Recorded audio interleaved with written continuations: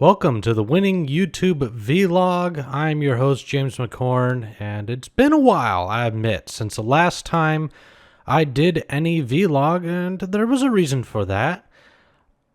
My marketing was slowing down, and I was trying to figure out how to solve that, and we'll get into that more in just a moment. But first, I'd like to talk about the progress I am making, and that I am averaging about 2 subscribers every other day, or about a subscriber a day.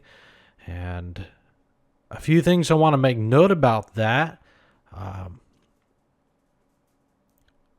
It doesn't seem that I have plateaued in terms of my subscribers for very long. I seem to have bursts where I might get like 4 or 5 subscribers, and I might go 2 or 3 days or more without subscribers, and then I'll get some more.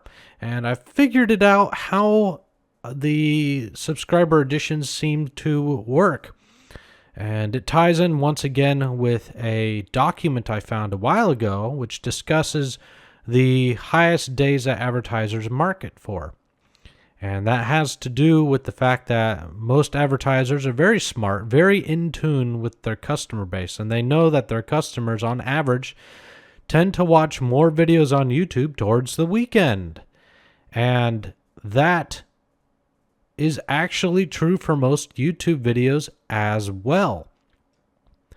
You don't actually see a lot of uptick until the weekend. And so if you're going to market, like I'm going to be telling you how to ideally market your videos in just a moment, you're going to have to be most active on the days most people take a rest from work. So if you're really serious about YouTube, you're going to be working on the weekend while everyone else is enjoying play.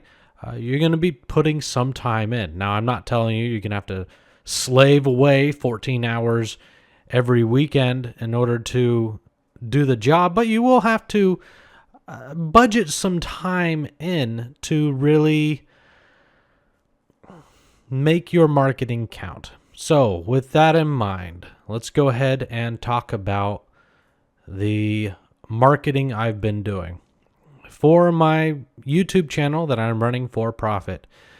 I have been doing testing these last 4+ months, and I've determined that the most effective means by which to get people into YouTube checking out your content is not through YouTube.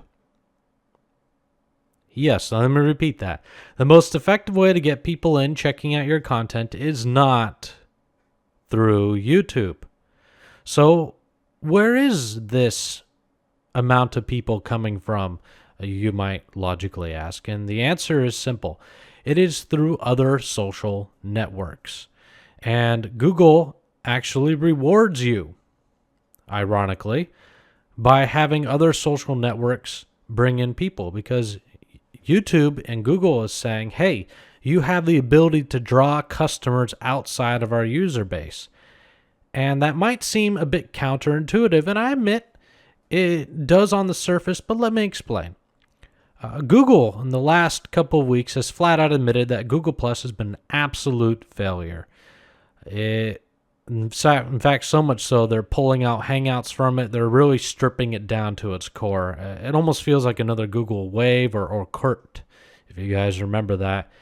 And in getting rid of a lot of the Google Plus integration, Google is falling back on what has actually always been the way for people to grow their channel on YouTube. And that's not just posting videos on YouTube and praying for someone to discover your content, because you'll never get noticed. Google has statistics, and YouTube in particular, where they say almost 1 million hours of footage shows up on YouTube every day. So your channel, if you're just putting stuff up there and hoping you'll get discovered, is not going to happen. Even with the best SEO out there, you really need to get an additional form of marketing to get your presence on YouTube noticed. So with that in mind, how do I market my profit YouTube channel on other social networks without getting banned? Which is what a lot of people discover when they go out and they start marketing their for-profit YouTube channel. People report them as spammers, rightfully so. and they get banned from their marketing places because what these other social networks want you to do is not blast your friends and family with constant ads. If you're going to do that, they want you to pay them as a advertiser in order for your ads to be shown. So, taking your for-profit content and just blasting it all the time is going to get you flagged as a spammer and knocked you out. However, it doesn't mean you can't do it the right way. So let me go ahead and explain the right way to market. And I'm going to use my favorite platform to market on, and that would be Twitter. Simply because Twitter has the least amount of effort you have to put in order to get the maximum return rate. And let me explain what that means. If you go to Reddit, which is a popular place to market, and you post your content on Reddit, people are going to ignore you until you start talking about their content first. And from there, you build up relationships, also known as relationship-based marketing. And over time, eventually, Reddit can give you quite a rabid fan base. The only issue with that is that takes more time than people have to effectively market their material, because it takes time to build that community. And if you're trying to get your start quickly on YouTube and get people in the door, subscribing, watching your content, etc., you don't necessarily have 6 months to a year plus to develop a community and then from there slowly get your content rolling. Just a moment.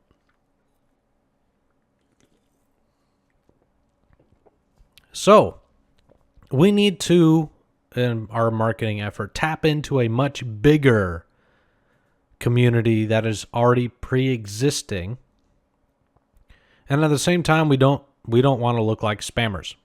So how do you tap into a pre-existing market without looking like a spammer?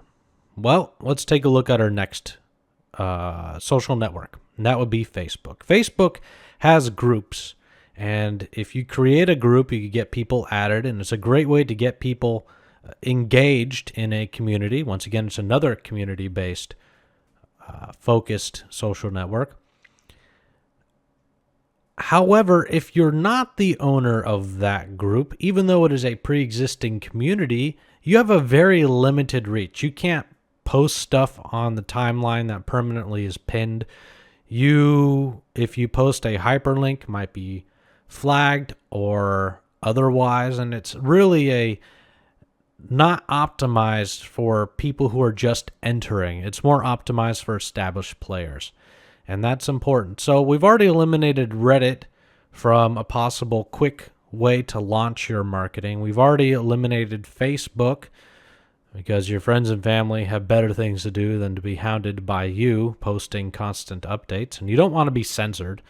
So that only leaves Twitter as the viable platform from which to market. Now, Twitter has done its very best to eliminate spam, so let me go ahead and explain how to market without being a spammer on Twitter.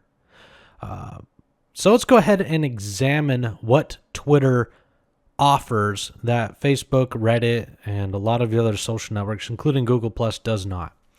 Number one, they have Twitters who have pre-existing communities up, who are focused around existing content. That's important.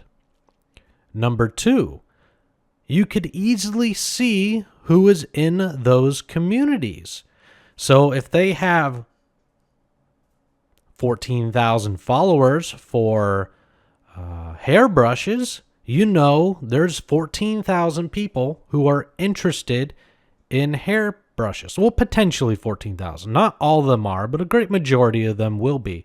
So that's existing community, number one. Number two, it's easy to gain access to these lists.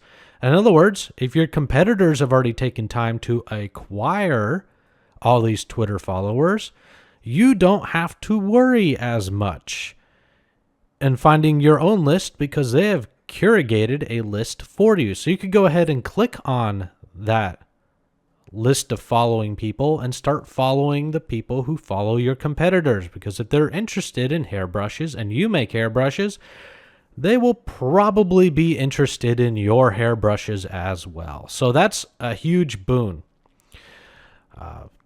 Twitter, on the other hand, doesn't necessarily like mass following. And I can understand why, because they want to avoid spammers, once of all. And we're marketing, we're not spamming. So there is a very fine line, very fine, between spamming and marketing. And the simple difference between the two is marketing is offering value to your customers or to potential clients that they could take immediate advantage of. Whereas spamming is throwing out offers that have no value or interest to your prospective clients. And that is the difference. That is the fine line. So let's go ahead and take an example of this. I'll use my own self as a perfect example of marketing as opposed to spamming. On my Twitter account that I use to advertise my videos on YouTube, I am very careful with the way that I present material. And the way that I do that is I have a schedule. And the schedule is as follows. On Saturday, I post a picture relevant to my specific field and add a nice caption underneath. On Sunday, I post a optimistic, encouraging tweet, so that way people can draw support from it. On Monday, I post a video of my YouTube, and YouTube is whitelisted by Twitter, very important. But the way that I post it is I go back into my videos on YouTube that I previously made, and I click like. That's important because it not only draws re-interest back to the previous video, but it also shows people that I'm engaging in YouTube without saying, hey, check out my video. It's that I liked that video. And because I liked it, I'm sharing it with others, so it seems a lot more organic. On Tuesday, I typically tell people that I am excitedly working on a video, and if you want to see it first, you want to subscribe on YouTube and not Twitter. So there is a passive approach to getting people to subscribe from being your Twitter followers. On Wednesday, I will post a positive, optimistic tweet. Same with Thursday. And on Friday, my video typically drops on YouTube first, then onto Twitter, and the cycle repeats. Notice, during that time, I was not constantly blasting people on Twitter to subscribe, watch, rate, and subscribe to my comments. I was being very strategic in between creating value and optimistic tweets that people like following, because people like positive news in their news feed. Everyone posts negative news and people like to ignore that. But if you post positive, good stuff in your feed, optimistic tweets, good comments, a good quote, people enjoy that and will keep coming to you as a source and an expert in your particular field. You follow that up with a nice balance between adding value, saying, hey, if you enjoy my videos and you want to see them first, you can subscribe. It is giving them an option to, very low cost. And then I also have videos dropping on Twitter. Once again, YouTube is whitelisted on Twitter, and that enables people to click those videos straight from Twitter and watch them. And those people are already going to be interested in said product that I am offering. And they are always offered at the end of those videos an opportunity to subscribe as well.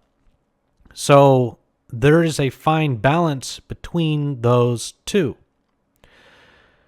So with that in mind, I've exposed my schedule. Let me go ahead and expose some of the interesting things with Twitter. Iron rule of Twitter number 1. Do not mega mass follow other people. You should really limit yourself to 100 people a day. 2, after 5 days of following your competitors' followers, you want to eliminate people who have not followed you back. And that's very important. The reason being is you want people who have followed you back because those people care about your product, your video, whatever. If they have not followed you back in 5 days, you need to get rid of them off of your following list. And the reason why is it's very important because Twitter has ratios. Ratios are their way of detecting spammers. And since you're trying to build a community with pre-existing communities and at the same time market to them, remember marketing is adding value to those people, you're not spamming them, you need to make sure your ratio is well in balance. And the way that you do that is you add 100 people a day, 5 days. After 5 days, you want to eliminate whoever has not followed you from the first day. That way, Twitter knows you're not a spammer, because spammers, hallmark sign of a spammer is they mass add people the same day and they mass purge people the same day. And it's typically the same people they added and the same people that they eliminated same day. And it's very, very obvious. So you need to work with Twitter's system so that way you add people, you give them time to see if they are interested in your Twitter. If they're not interested, then you just get rid of them. It's as easy as that. Because why should you follow people who aren't interested in your product or service if you're a business? Just keep in mind, you're running a business on YouTube because you're doing this for profit, and you're running a business on Twitter. You need to keep your ratios in check. Now, your own personal Twitter, follow people who are interesting. That's okay. But for a business, you need to follow people who are interested in your product. Because, I'll use an example. Apple does not care about people who are interested in sewer pipes. That's not their market. They're not going to advertise and market to people who are in sewer pipes to buy sewer pipes because that's not who they're focused on. There may be very interesting people who deal with sewer pipes, but Apple is not interested in those people because they're a business. Apple is interested in pleasing its customer base, and so you need to get your customer base pleased. The best way you do that is by not following people who are not interested in your product, and it's as simple as that. So continuing, the question that I will probably get at this point is, well, how do I know who I followed 5 days ago? And for that, this is not sponsored. This is a system that I use. I'll go ahead and explain what I use. I use a Twitter service called Unfollowers. Unfollowers gives me very interesting data, including stats, but one of the things that's most important to me is it allows me to see who I followed X number of days ago, X being whatever amount of days you set. And so far, my favorite setting is people who have not followed me back, and then I set that to 5 days. So it instantly shows me who I followed 5 days ago, and it goes ahead and allows me to quickly unfollow them if they have not followed me back. The advantage Unfollowers also offers is that if people just click follow you and then unfollow you, it gets rid of them. Because there are plenty of people out there who quickly follow you and then unfollow you because it turns out they're not interested in your brand. And that's okay. That's okay. Because Unfollower says, I see you're not interested in my Twitter. I will go ahead and just allow you to disappear off the timeline because it's not something you're interested in. we as a brand respect that. So we're just going to unfollow you. And it also keeps your ratios in check automatically. Unfollowers also offers other abilities as well for secondary marketing. And that is quite simply when a person follows you, it opens up the passage for direct messages. And you could send in a direct message. It has wildcards, etc., something you might want to look into, which I will not cover in this video. But you could send a direct message to people saying, hey, I see you're interested in my XYZ Twitter. If you want to know or learn more about me, you might want to consider checking out my YouTube. I do this. And you have a link to your YouTube. People could easily click on it. They see your channel. Ideally, you want them dropped off on your channel page. And from there, they could learn more about you. So each time you are narrowing down people who are interested in your brand. The other approach would be wide. You're blasting out Twitter. People who follow you have another option to follow through. And when they follow through again, then they subscribe. And those people are going to be watching your videos consistently because you have filtered. Yeah, I'll just say it's a giant filter that allows people who are truly interested in watching your videos to click through and then subscribe. And every week they'll get their subscription videos first before Twitter. And they're more inclined to watch your videos because each time they've taken an action step, whether it's following you back to checking out your channel page to subscribing, the odds of them being more engaged in your YouTube, because you want them to be engaged, goes up exponentially. So Twitter is very, very useful in that regard, and so does the program called Unfollowers. I would suggest that you pay the Unfollowers subscription fee because it eliminates Unfollowers branding from the way Unfollowers maintains its operations. And that is important because you want to be the focus of your brand, not a third-party Twitter service. And it's affordable. Think of it as a business expense and justify it in your mind because you are running a business. So, we've already talked about Twitter. We've talked about how Unfollowers eliminates people who are not interested in you and also allows you to quickly filter and remove people who are not interested in your brand. So let's go ahead and talk about Twitter's follower ratios. Now, I talked about it earlier, but I'm going to talk about it some more because people discover when they're on Twitter, they are going to encounter Twitter's ratios at some point. And the way that works out is Twitter has 1,000 follower limit ratio to begin with. So you could go ahead and hop on Twitter and follow 1,000 people. After you do that, you cannot follow any more people until people start following you back and it starts evening out your ratio. Ideally, you want it to be as even as possible. When you're first starting out, you have no brand recognition. It's going to be very lopsided. Now, that's not to say after you follow your first 1,000 people that every time someone follows you, you keep adding people to keep hitting the upper limit, smacking into it. Because if you do that, Twitter will flag you as a spammer and suspend your account.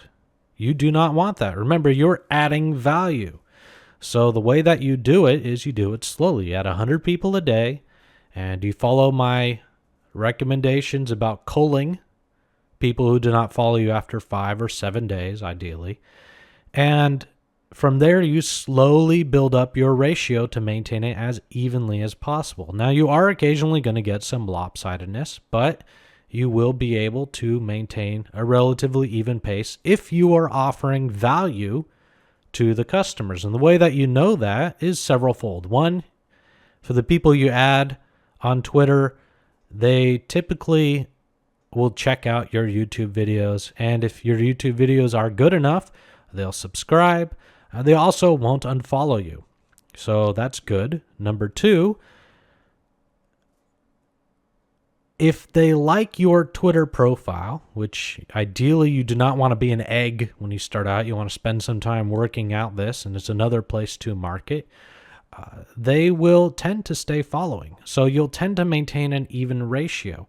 But things can get a little lopsided when you're adding 100 people a day and only getting 20 every from those 100. And eventually you're going to hit Twitter's secondary limiter, and that is the 2,000 people limit. Now, it's very hard to crack following more than 2,000 people on Twitter.